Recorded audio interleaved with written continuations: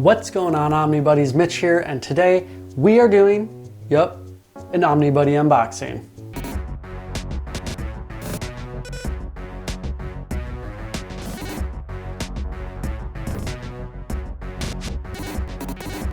Alright, so what are we unboxing? Well, we got a nice little package here from Organic Price Books, channel sponsor. If you don't know Organic Price Books, they're the best in the game. You must be new to the channel because you don't know. You can use code Omnibuddy for $2 off every order. You can use code Omnibuddy, ship it together, all one word, for 5% off your entire order of 3 or more books. They ship the best, they pack the best, they're the best communicators, and with all the codes, and some states don't have taxes that they charge through OPB yet with being out of Texas. So it all works out to be, with all those codes and free shipping and stuff, usually within $1 or $2, the best prices you'll find anywhere on the internet. And you're supporting a smaller business, and you get really good communication and really good packaging and customer service. It's awesome. You cannot beat it. Anyways, let's dig into this box. For one, also, let's just call attention to the best packaging in the business of these double-walled, super nice cardboard boxes. They have the old attention postal inspector notes on there, and this, this qualifies as media mail, and I actually reuse those and pack those with my books if I sell stuff, because a lot of times USPS workers don't know that Omnis and collected editions actually qualify as media mail. They think comic books, which like the single issues, don't actually qualify because they don't have ISBN numbers, they have ads in them. But because these actually have ISBN numbers and they don't have ads unless they're like a artistic, historical type ads, from the old school books, those don't count. But anyways, yeah, so super cool to have that stuff, and I always get those and I save them, and I actually keep them in all the boxes that I'm keeping. That way if I grab one, there's usually a slip in there. Anyways, we got some really nice packing material in here. I appreciate the move to a lot more paper based because it's a lot easier for recycling. And yeah, so that on top, and then a bunch around the sides. And then in the middle is a big old fat stack of books. So I think we should cut this open and see what's in here. I don't even really remember totally everything I ordered at this point. I think one order came and then the last part of another order came in, so there's like 1.5 orders in here. Excuse me. Very exciting little packing slip. So, all right, so I'm really excited about a few of these books. Well, I'm excited about all of them, but as I am, as any collector is. But I'm really excited about this first one on top. One, I grew up playing this game as a kid, loved it. Now my kids have been playing it more on my PS5 and having a blast with it. And my oldest daughter just turned 9. She's been really getting into comics, and I told her I ordered this book, and she's really excited. So I think we're going to be doing an overview together. So my daughter and I, kind of like from a young reader's perspective, older reader's perspective, but also someone who is currently playing the game for the first time, and I grew up playing the game, so I think it's gonna be really cool. She loves the movies. All my kids love the movies. I actually like the movies. I don't know if you figured out what it is yet. It's Sonic the Hedgehog Deluxe Edition. I've heard such good things about this, and it is such a cool looking book. Love the art. Love the IDW does really good hardcovers. So does Image. Man, they all do such good hardcovers. I used to be, when I first got into comics, I thought it was super weird that Image and IDW and some of these other publishers didn't do dust jackets. But man, I've really, really been loving not actually having the dust jackets. I mean, they're cool, they're fun, but man, the super clean look of just no dust jackets like Image and IDW down here. Just, I got a bunch of books facing up because I got to reorganize and also sell and make space. But it's so clean looking. I absolutely love it. Just these nice flat spines. Also flat spines, that's another hot button issue. But then again, I understand that with like Marvel jumping back and forth between flat spines and rounded spines, and it looks kind of weird on the shelves together, especially with like volume 1s and 2s and jumping around. Anyways, really excited for this. Still in stock. So if I really like this, I'm going to jump on volume 2, and I believe volume 3 has been solicited and is going to be coming out soon. So yeah. Okay. So now we're going to jump into some more books that British Paranormal Society. We are in Magnolaverse.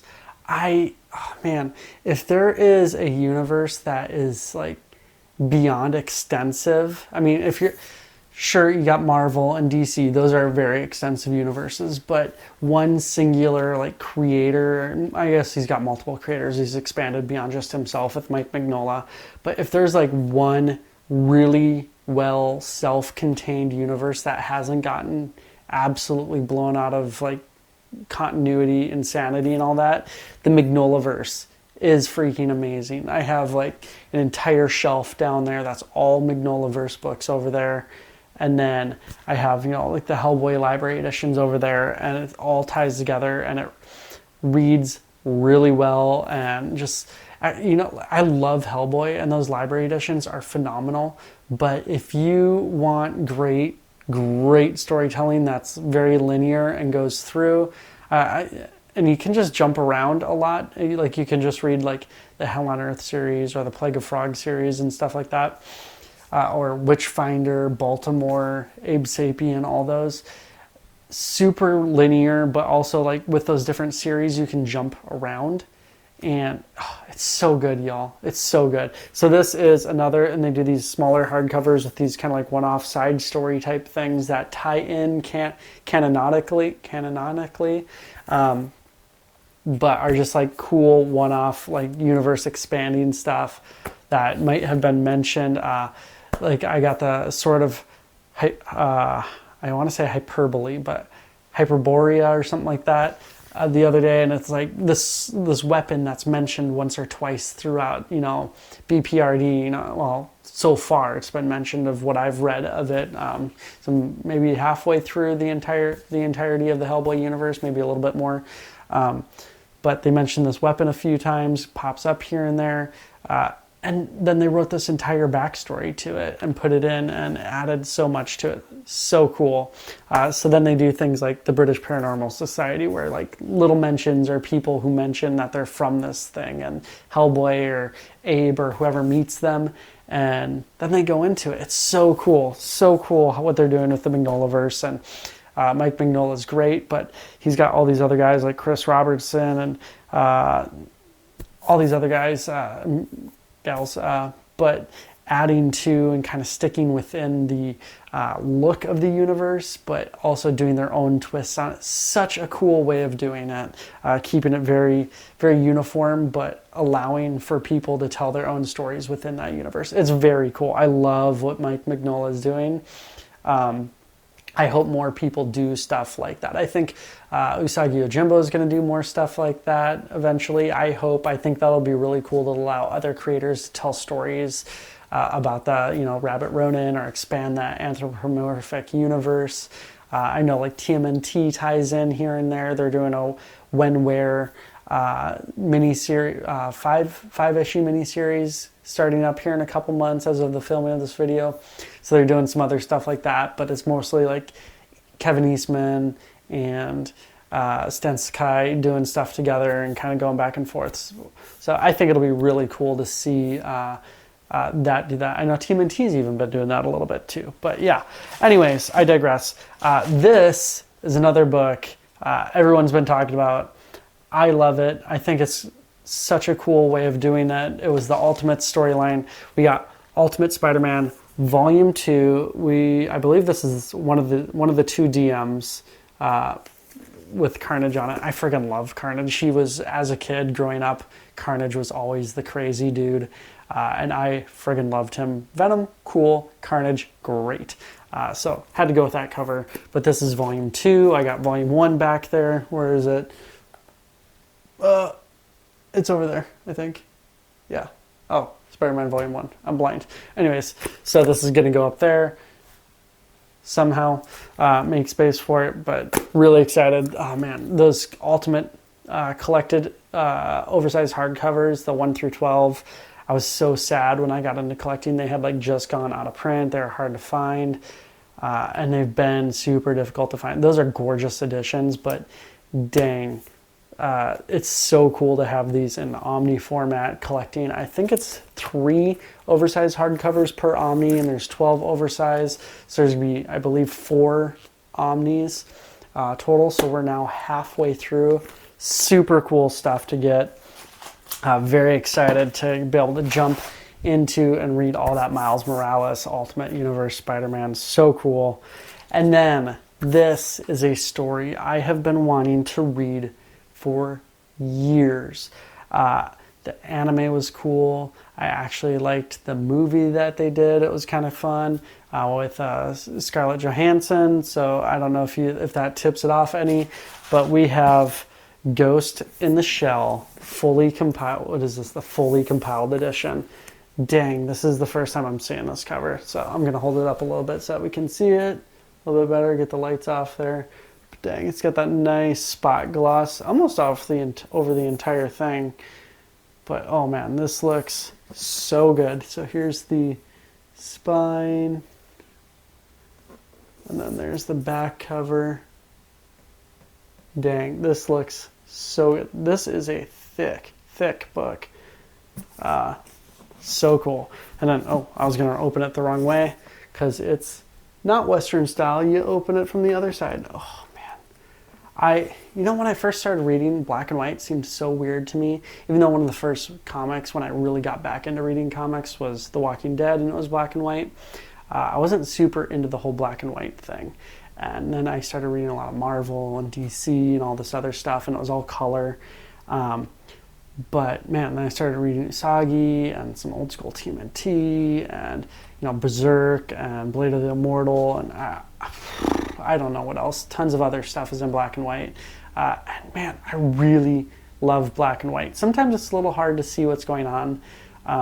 Things kind of mash together if the inking's not quite thick enough, or the art's not quite laid out well enough where the eye can follow. But dang, when it's done well and it's done right, oof, it is so good. And I love with like manga how occasionally they toss in some color pages in there. Super cool. Digging it. Oh man, I'm so I want to stop filming right now and go read this because I'm so excited for it. It's just one of those the quintessential mangas, and so excited. I loved Akira. I loved Battle Angel Alita. Been loving Berserk and Blade of the Immortal. So many good mangas out there. I'm trying to, with my own personal rule of only buying in hardcover 99.9% of the time. It's really hard because, manga is not always in hardcover. And that really sucks because if you're wanting to read some, there's not a lot of choice. But it's been cool to see more hardcovers, manga hardcovers come out. Dark Horse has been killing it on there. And then there's just been some other cool these compiled editions coming out. And man, it's just been exciting to be able to jump in because I'm already running out of, I'm way beyond. If you watch my shelf library tour about a couple weeks ago, you've seen that I am beyond out of shelf space, and I got to do a big ol' sell-off soon to make some shelf space up, make some funds, and then I can buy some more books and then run right back into the problem of needing more shelf space. But dang, yeah. So I got to put that rule on myself of basically only hardcovers unless it is a absolutely need to have. I only buy single issues if it's more of an art piece or a something fell off my desk. Or if it's, more of this art piece, or, a key issue for a character I really love. I got the first Beta Ray Bill. I got the first Fantagraphics Usagi. I got, a couple art covers that I really like. I'm looking for, like a, I forgot which one it was, 336 or something like that, or was that Beta Ray Bill? But the first Frog Thor Throg, looking at that, we'll see what happens. But I'm just trying to find some good deals on that, and I love those kind of covers and putting them up as kind of like a wall art piece. Still got to figure out where I'm going to put a bunch of them, but anyways, I digress. I'm just kind of blabbing now. Let's take a look. Let's get them all lined up here. Yeah, so nice little mini haul we got today. So we got Ultimate Spider-Man Volume 2, Omni. We got Sonic the Hedgehog Volume 1, British Paranormal Society, continuing that Magnolaverse. And then we have, oh, I guess it's upside down. There we go. We have the Ghost in the Shell fully compiled edition. Dang. So cool. Really digging it. Oh, man. So excited about this. So good. Anyways, that's it. Okay. So, number one, like, subscribe, hit the bell for notification, do all those things. Really appreciate it. Help support the channel. Love it. But the best thing you can do is comment.